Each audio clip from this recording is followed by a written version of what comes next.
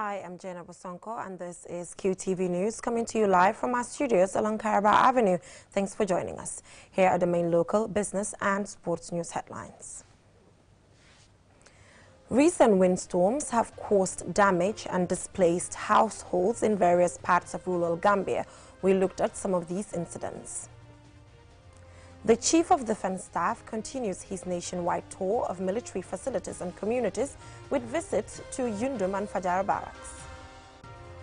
In an exclusive interview, the General Manager of the Gambia Ferry Service tells QTV of the plans to deal with usual congestion at the Banjul Barra crossing during Tubaski. 8 cows have been found dead at a farm between Penyam and Basori village in the West Coast region. In business news, the 40 students who graduated on Friday at Vicky's Hairdressing Salon and Skills Center brought to 750 the number who have graduated from the institution since it was founded in 2008. In sports news, the Gambia's Sports Journalists Association held its 11th edition of its award ceremony over the weekend under the theme Celebrating to Inspire. Those were the main headlines, and now the news in detail. Do stay with us.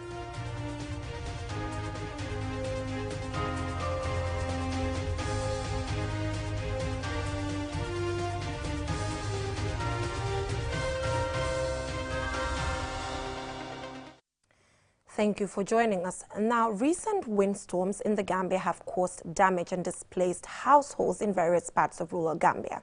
In response to the devastation, National Disaster Management Agency officials have embarked on tour to measure level of damage for the provision of relief assistance to victims. QTV's Momodu Lamin Choi has the rest of that. Disaster has caused significant damage to these households in the wake of recent windstorms. Roofs were blown off partly or completely, leaving victims struggling for proper shelter. More than a dozen communities are reported to have been affected by the windstorm in the North Bank region. These include in Jawara, Darussalam and Kintekuna Jania in Badibo. National Disaster Management Agency officials are visiting victims and inspecting the damage ahead of a planned relief support. With little or no money, these victims are worried and looking for support. This is a victim in Jawara, Lower Badibo. The first rain and windstorm has destroyed a lot. We can't do much about it because we are farmers. We have nothing. We now hope for support from government and non-governmental organizations. We have tried to solve it, but we are helpless. There has been extensive damage in various communities at Badibo in the North Bank region. This household had its roof blown away when the windstorm hit the village. Due to the urgent need of shelter, the family is already trying to put up a roof back on the house, while they anticipate support from government. When the incident happened, we were in the house, but we thank God none of us were injured. We were able to recover some material, but others were lost to the windstorm. It is a difficult moment for us, as even the money we're having to spend right now to put up the roof was never planned for. At Kintekunda Janea, this old man with his family have been displaced by the windstorm. Without the money to do any maintenance, the family has been given a temporary shelter in the neighborhood. The windstorm was blowing from the east while I was away. When I returned home, I couldn't recognize my own compound due to the level of destruction. The windstorm blew the whole roof away. Communities around this part of the North Bank region have been badly affected by the windstorm, and DMA officials blame deforestation as the major cause of such a disaster. Some may agree that windstorm could be as a result of some of the degradations that is taking place in our environment. Because if you look at this environment, you will see that we have few trees within the environment. That is not encouraging. That means that if windstorm is coming, there will be no barrier. Traveling around the community, one can see few trees strong enough to withstand a heavy wind and protect households. Having a strong early warning system and planting more trees can contribute to disaster mitigation.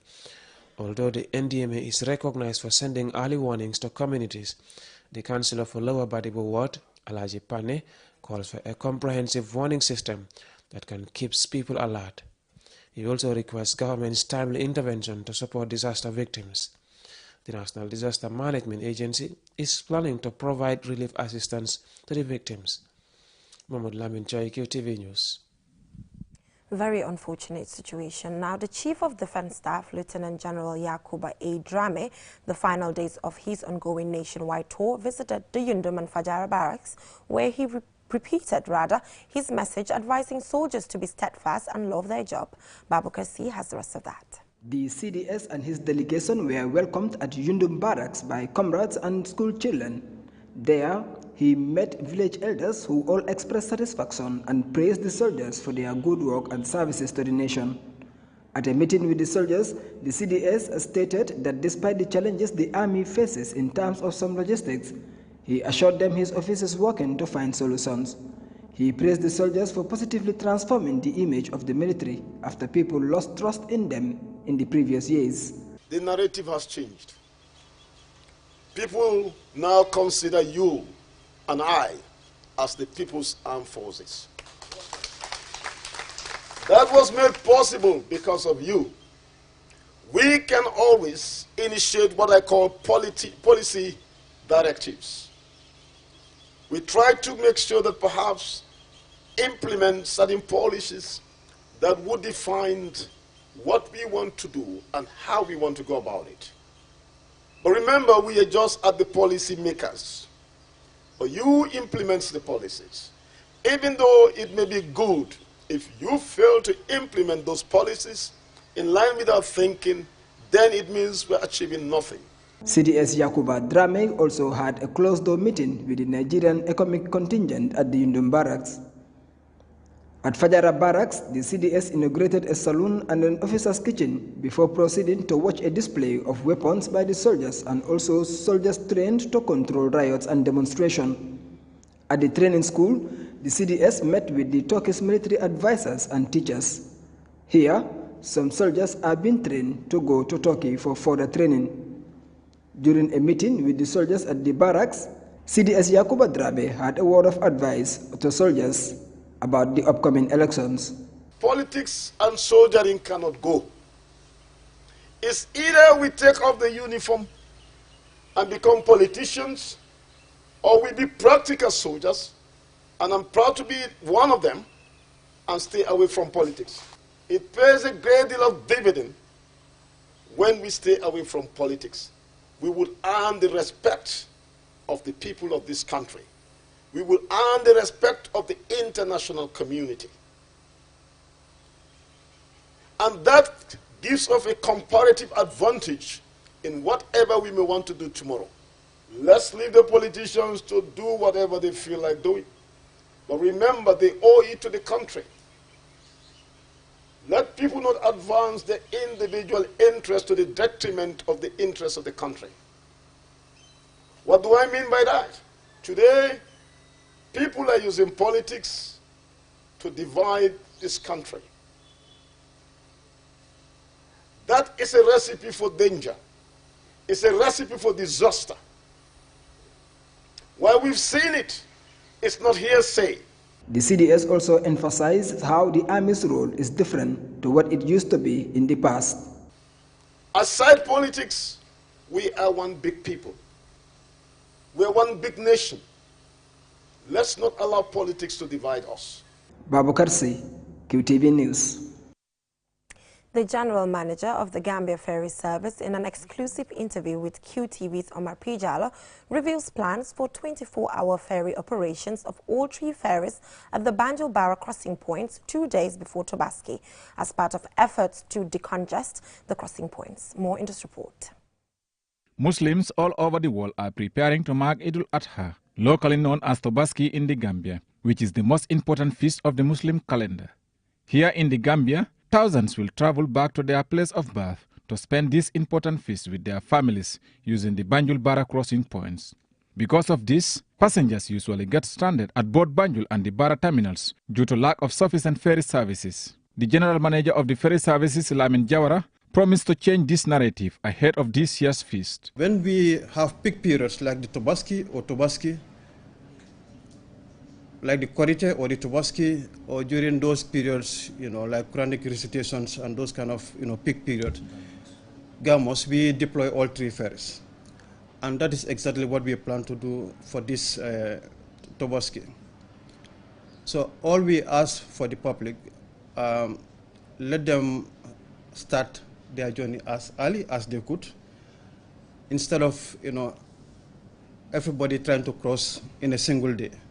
During this period, Banjul and Barra crossing points are vital links between the North Bank with the capital city of Banjul and southern Senegal, as well as the wider African continent. Under normal operations, 2 ferries operate here, while the third one is on standby. Past experience tells us 2 ferries will not be sufficient during peak periods like festivities. What will the management of the ferry service do ahead of the festival to cater for their passengers? This Tobaski, for the 3 days or the 2 days before the quarantine, we are going to operate a 24-hour service. For the first time, we are going to try that. The reason why we are not doing 24 is because 24-hour service is because of the condition of the ferries. Operators of boats and canoes at the Banjul-Barra crossing points say business is slow for them, but they are hoping it will improve during the festival as Muslim prepares for Tobaski. Juli mom su jote mom nim don mel first time do melatu ko because of trans felinele bridge bi gaay defar nele. The construction of the Senegambia Bridge has really affected our business. Most people prefer using the Trans-Gambia Bridge route rather than crossing Banjul-Barra using boats. Things are really hard on us because this is where we get our daily bread. Amadou Ba, a passenger, said recently the service of the ferries at the Banjul-Barra crossing points has improved significantly, but added that more could be done to improve the service.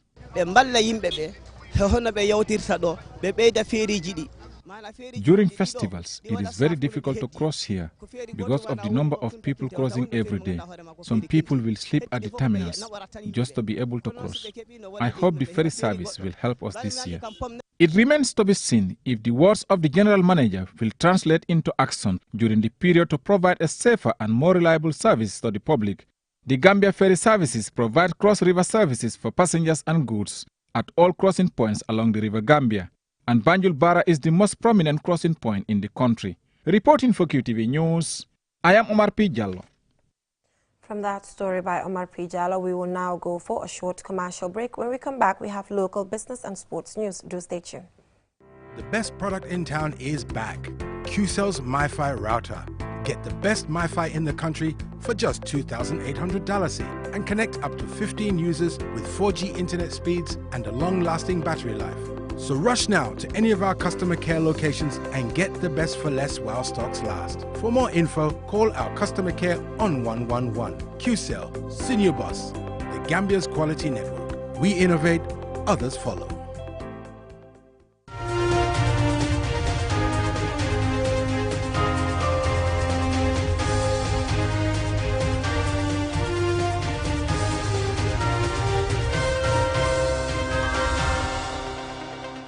Welcome back from that short commercial break. If you're just tuning in, this is QTV News and I am Jenna Bosonko. Now, 8 cows have been found dead at a farm between Penyam and Basori village in the West Coast region. According to the owner, the death of his animals remains a mystery, but police are investigating. Loli M. Kamara has the rest of that. Meta Bayo, the owner of the 8 cows, is devastated. He said the incident happened on Sunday and he was informed on Monday. He said a suspect is currently helping the police with their investigation. When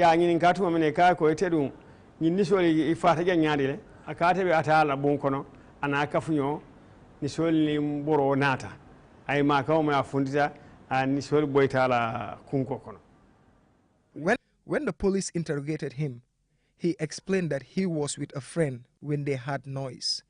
When they went to find out, they found the cows dead, said the suspect. The suspect is being further questioned by the police.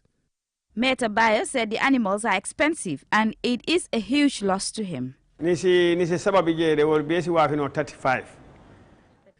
of the dead cows could be sold for $35,000 and $40,000 respectively.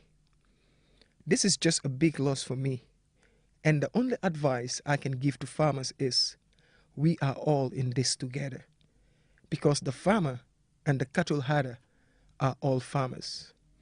It is indeed painful to lose so many cows, Ibrahima Ojalo, president of the Gambia Livestock Owners Association, states that this is an unfortunate incident and the police are doing everything possible to get to the root of it. The department mission was to exactly confirm the cause of the death, because they being the veterinarians, they know exactly issues of animal. But they confirmed that the animal were dead, and then they know that it was a disease, like the common disease we used to get in the Gambia. So perhaps the animal may eat something. That was their recommendation. And the police also went around to check exactly what happened. Was it poisoning or something happened, or something like that in that nature? So they went, visited some garden, and then they visited some farms around. Was the people are killing in their farms, and then we find also casus around, but they couldn't actually identify maybe the cause. But they collected some of the samples and then take two suspects to the police station. And they are helping us in the investigation, and then we hope that before the end of next week, at least something will come out from their investigation.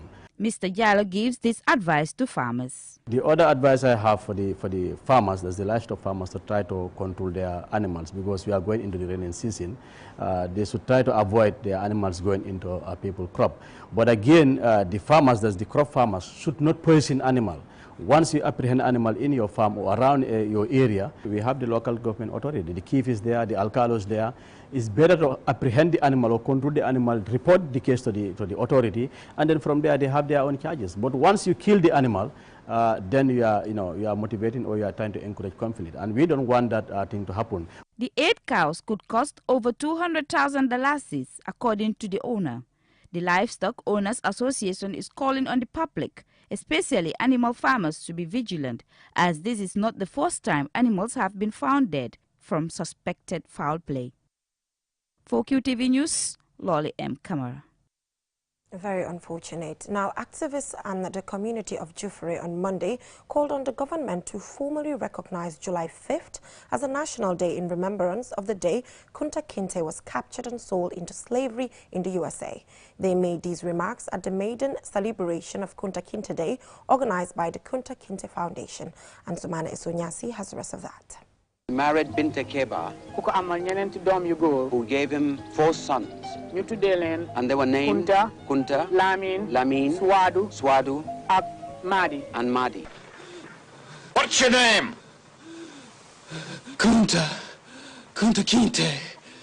His story first gained global prominence in 1976 when one of his great-grandsons, author and filmmaker Alex Haley, chronicled his life in a book which became a TV miniseries, which remains the best and most viewed film capturing the slavery era in a way never seen before.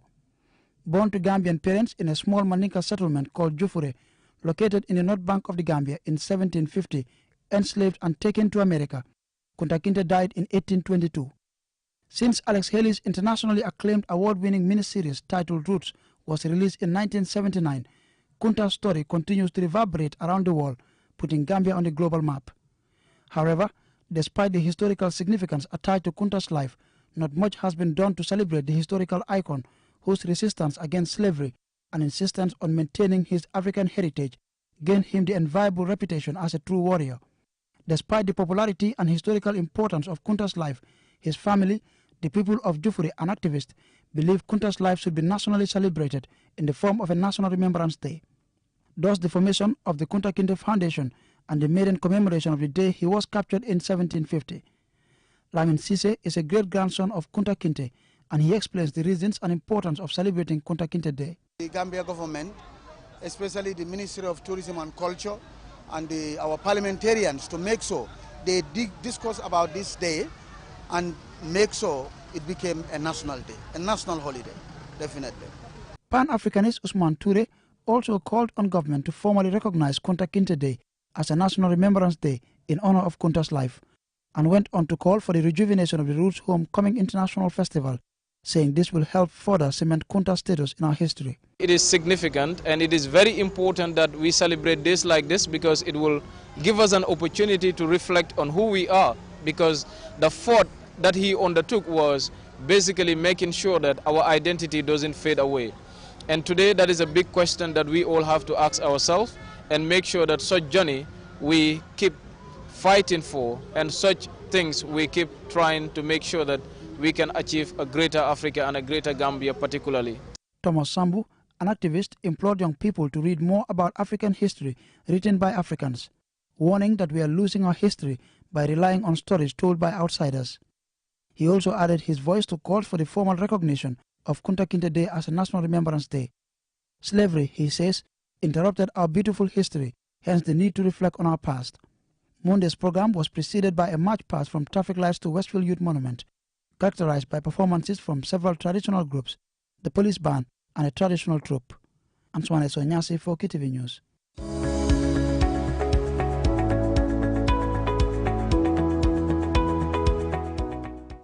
Skills acquisition is important for employment and self-employment. 40 students graduated on Friday at Vicky's Hairdressing Salon and Skills Center after months of intensive training in hairdressing and cosmetology. Ajibintu Drame has the rest of that.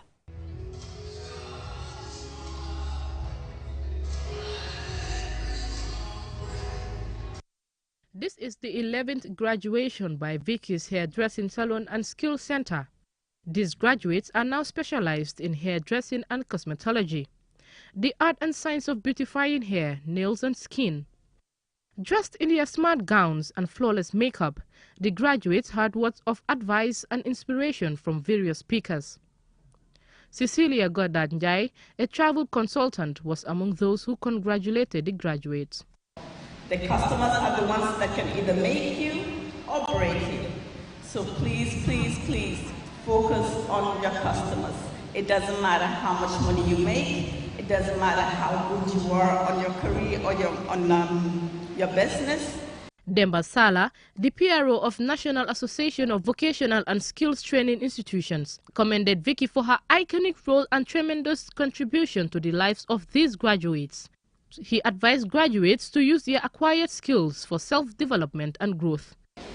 We don't expect you to go back home and go back to your corners and continue life as usual. You have acquired the skills, please make use of them. And there's this saying, whom much is given, much is expected. You don't have any cause to fail. You've been given the skills. There are established institutions to support you along your journey. Victoria G. Tamba, the CEO of Vicky's Skills Center, proudly lists the achievements the institution has made since its inception. Our mission is to improve the social status of youths and early school leavers by providing jobs-related skills in the cosmetology and hairdressing industry for self-sustainment and empowerment in developing base skills to meet the demands and national development. Vicky's Training and Skills Center was established to develop outstanding citizens and business of the Gambia in the cosmetology and hairdressing industry. Olital, an influencer and socialite, shares words of inspiration towards their preparedness for their careers in the cosmetology and hairdressing industry. What I would say to you as somebody who is in the same kind of field as you are, to you, it's not going to be easy. I think the beauty and the fashion world is the most vile industry in the world. It's tough, it's crazy, it's very petty. You will face and see so many different, difficult people, difficult situations where you're going to have to make decisions there and there. Now that's where your creativity will kick in.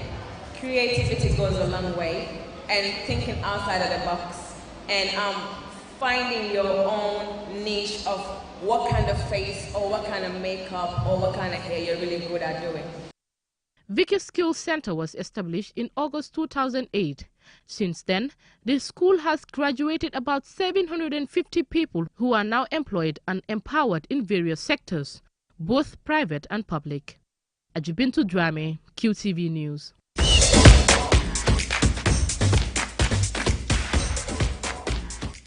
The Sports Journalists Association of the Gambia on Saturday held its 11th National Sports Awards at the South Dawda Jawara International Center. Our reporter, Momodu Gajaga, was there and he fastened this report. Celebrating the sporting stars who shone brightest, several teams and athletes have raised the Gambia's profile, but a few stood out from the rest. Gina Bass unsurprisingly won the Sports Personality Award for her heroics as Africa's best female sprinter in winning the 200 meters at the Africa Games in Morocco in 2019. She beat Ivorian Marie-Josée Talot, regarded as the continent's fastest female runner, in a national record timing of 22.58 seconds. The award was received on her behalf. Volleyball is one of the sports gaining in popularity in the Gambia in recent years. Beach volleyball has also been awarded for an outstanding achievement. The team won the gold medal at the Africa Games in Rabat, Morocco.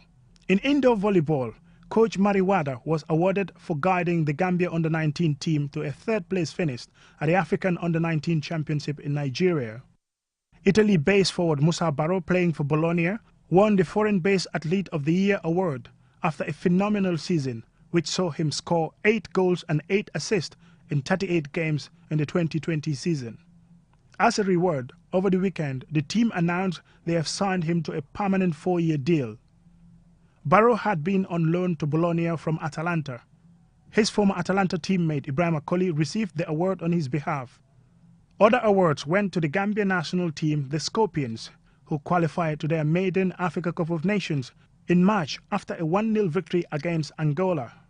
Gambia's Under-20 team also received an award for their incredible performance at the Under-20 tournament in Mauritania, winning bronze, which preceded a WAFU A title in Senegal. The event was attended by several dignitaries, including cabinet ministers, former athletes, and members of the ANPS, the Senegalese sports press body. The theme for this year's award is Celebrating to Inspire.